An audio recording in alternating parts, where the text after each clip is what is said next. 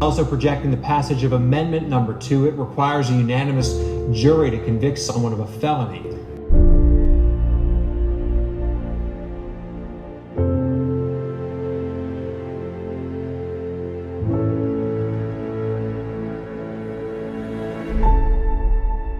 After the ballot initiative passed, which was amazing, we won with 64% of the vote, all but 2 parishes in our state, and a sort of unprecedented victory for criminal justice reform, we were ecstatic.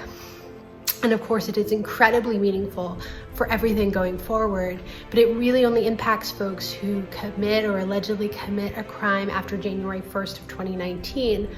And PJI really was dedicated to helping everyone who had come before and making sure that we didn't leave anyone behind.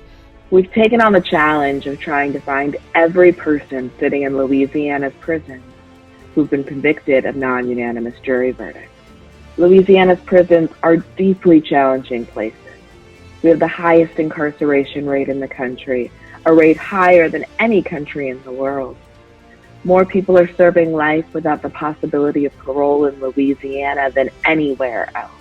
Louisiana State Penitentiary, known as Angola, is the largest prison in the country. It's a working plantation sitting on 18,000 acres, larger than the island of Manhattan. The prison's population is aging, and the vast majority of people at Angola are expected to die there.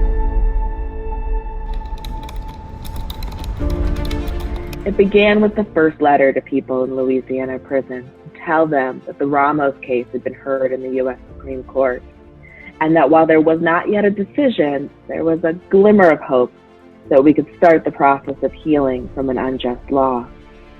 By the day the decision came down, we had communicated with more than 1,200 people with non-unanimous jury verdicts, the majority of which had life without the possibility of parole. We had found more than 1,600 people who had said that they had been convicted of non-unanimous juries and had verified or found proof for the majority of them.